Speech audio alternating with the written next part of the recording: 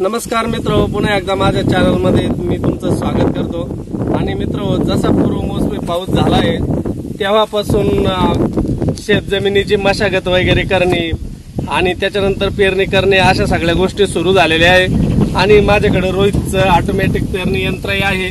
मागच्या वर्षी मी एक व्हिडिओ बनवला होता, त्या व्हिडिओच्या माध्यमातून तुम्हाला चांगली माहिती देण्याचा मी प्रयत्न केलेला आहे। आणि आजही मी तुम्हाला वेगवेगळ्या पिकानुसार कोणकोणत्या चकत्या वापरू शकता हे सांगण्याचा प्रयत्न करणार आहे। आणि त्या माध्यमातूनच तुम्ही शिकण्याचा प्रयत्न करा। अगदी योग्य माहिती आहे, त्याच पद्धतीने मी ही पेरणी करतो आणि तुम्ही ही करावी। आणि काही शेतकऱ्यांच्या आग्रहामुळे मी कोणकोणत्या चकत्या कोणकोणत्या पिकासाठी वापरतो ते मी तुम्हाला दाखवण्याचा प्रयत्न करणार आहे आणि का वापराव्यात हे पण सांगणार आहे। आता मी तुम्हाला दाखवतो, चला माझ्या बरोबर तर या।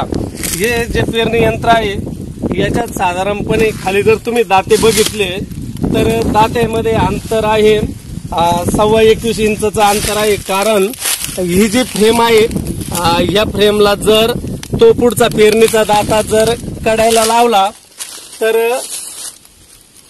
प्रत्येक दात्यामधलं जर अंतर पीक घ्यायचं असेल, आपल्याला जर अंतर ठेवून पीक घ्यायचं असेल तर दोन्ही दात्यामधलं अंतर साधारण 21.25 इंच येतं। त्या दृष्टीने मी अंतर मशागतीचे अवजार तयार करून घेतलेले आहे बैलाचे।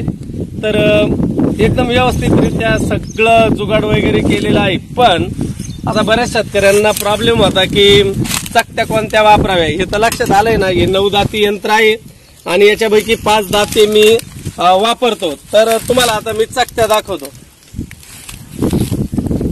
तुम्हाला सर्व प्रकारच्या मी चकत्या दाखवतो।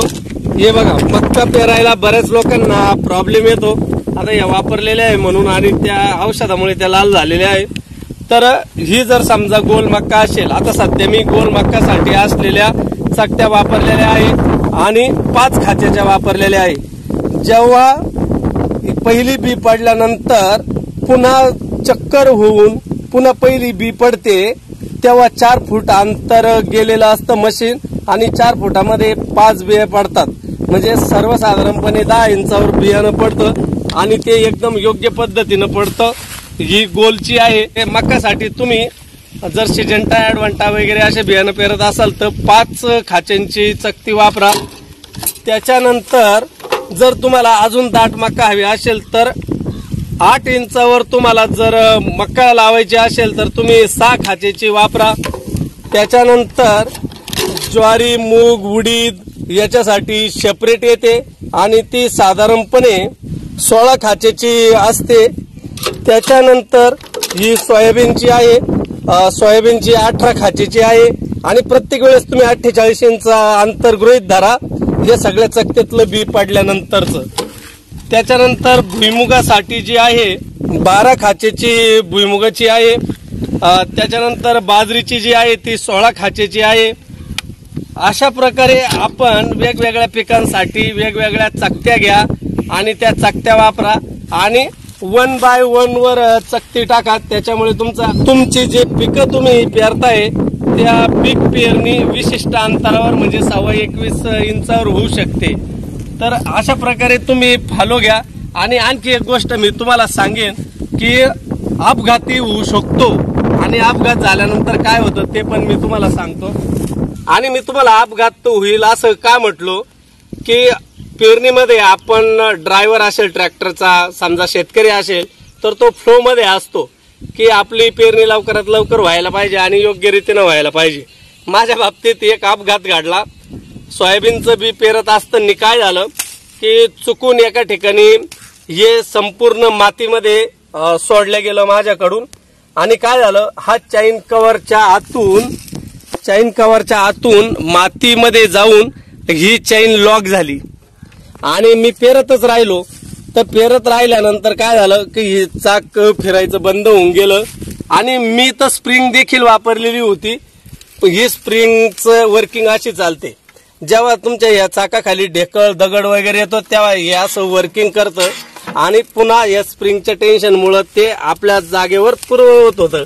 तर ह्या गोष्टी आपण लक्षात ठेवल्या पाहिजे। तरी मला अडचण आलेली आहे तर आपण निश्चितच या गोष्टीचा विचार करा की चैन कव्हर एकदम व्यवस्थितरित्या हे बघा आता मी पुढून इथून बांधून घेतलेला आहे.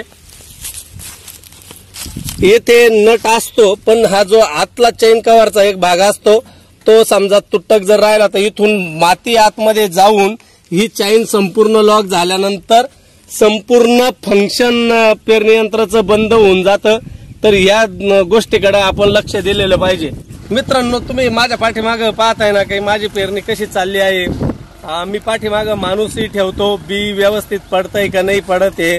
जर समजा व्हीलचं फंक्शन बंद पडलं तर मात्र बियाणं पडायला प्रॉब्लेम होतो आणि तो बियाणं पडायला प्रॉब्लेम झाल्यानंतर आपली पेरणी तोटा होऊ शकतो. आपली पेरणी व्यवस्थित होऊ शकत नाही.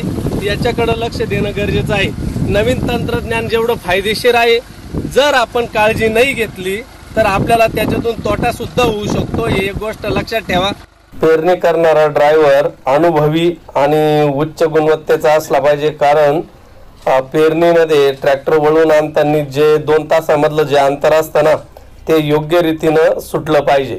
शिवाय त्याच्या वाहनाचा वेग 1000 ते 1200 RPM पाहिजे, जेणेकरून खालीवर जमीन असली तर तेथे बियाणं उधळण्याची शक्यता असते. तर ती गोष्ट टाळली जाऊ शकते, हे एक लक्षात घ्या.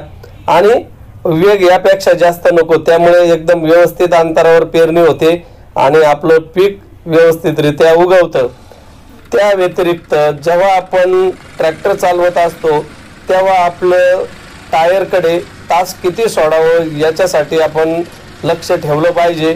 शिवाय आपल्या ज्या मशीनचं व्हील आहे तेही फिरतं का नाही, त्याला काही प्रॉब्लेम आहे का, हे सगळं आपण बघितलं पाहिजे, जेणेकरून आपली पेरणी व्यवस्थित होईल. आणि तसंही आमच्याकडे म्हणतात 1 दिवस 21 दिवसाला तोटा करतो, तर आपण ती गोष्ट टाळली पाहिजे. मित्रांनो, हा व्हिडिओ उशिरा झाला, पण बऱ्याच लोकांची पेरणी सुरू व्हायची असेल, कोणाची चालू असेल आणि माझी समजा झाली आहे, तर तुम्हाला नक्की काहींना पुढच्या वर्षी फायदा होईल, काहींना लगेच होईल, तर काहींना जस्ट लगेच ताबडतोब होऊ शकतो. तर तुम्ही माझा व्हिडिओ नक्की बघा. अशाच वेगवेगळ्या माहितीपूर्ण महत्त्वपूर्ण व्हिडिओसाठी तुम्ही माझा चॅनल सबस्क्राईब करा, शेअर करा आणि लाईक करायला विसरू नका. चला भेटूया पुढच्या व्हिडिओमध्ये. तोपर्यंत नमस्कार.